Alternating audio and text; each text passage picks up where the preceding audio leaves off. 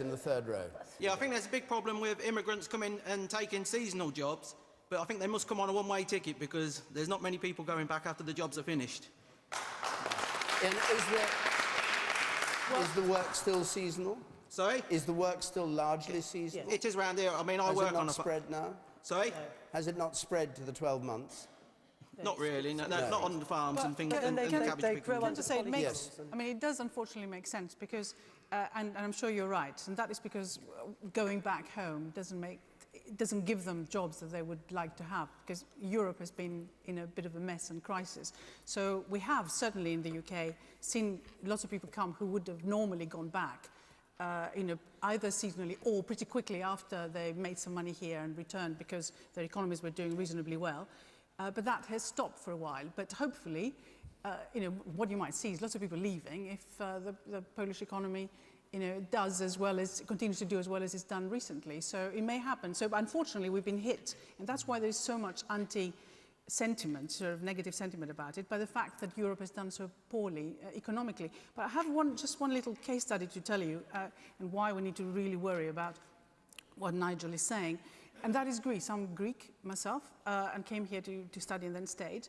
But what's been going on in Greece is that it has become the entry point for all the immigrants who are trying to come into Europe.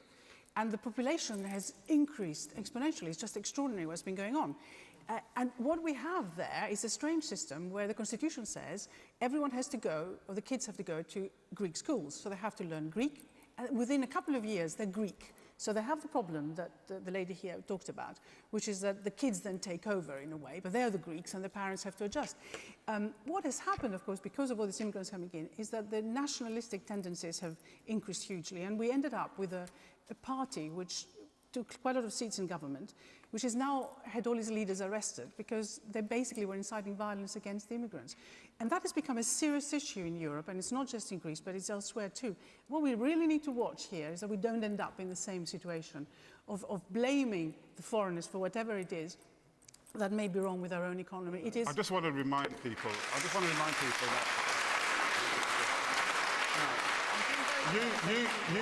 you people here know that 400 years ago, people left from this Boston.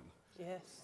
And they migrated to the United States of America to form another Boston. Yep. Nigel, you should go on a program called Who Do You Think You Are? Because I'm sure that you will find that you got migrants in your family.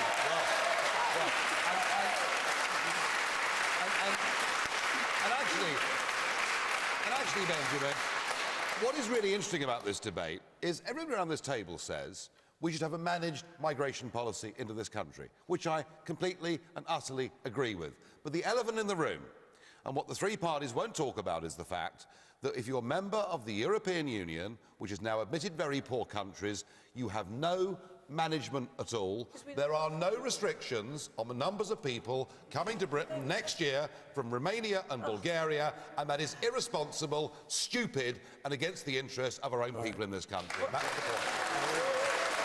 I will take one more point from the woman in the centre there. I still think you're a migrant. Undoubtedly. No, Undoubtedly. Yes. I'd like to go back to what the lady said before about our youth not wanting to work and not wanting these jobs.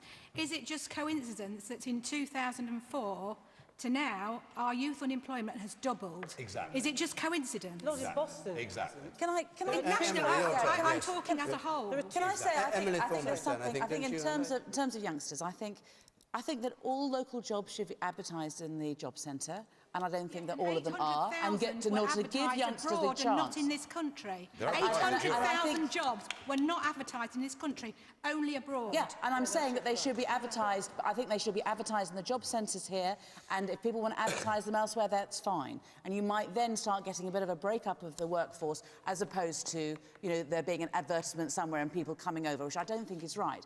The other question is, and I think the future is with the youngsters, and some of the things that people have been saying about the schools is really important.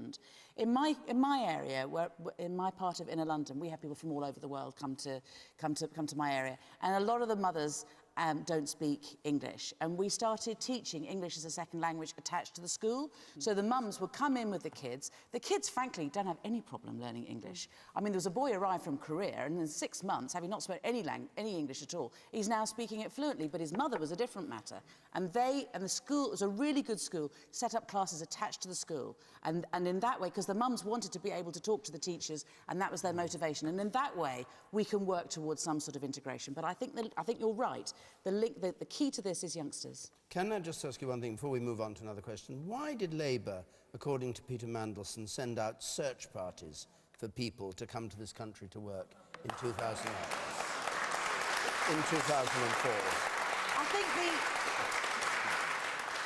I think that the point was that at a time of a booming economy, not all the vacancies could be filled. And so, yeah, you know, we looked around, and as I started off, you know, managed migration can be of huge benefit to a country. And please don't forget, we've been talking about the National Health Service. It would be nowhere without people coming to this country and working in the National Health Service.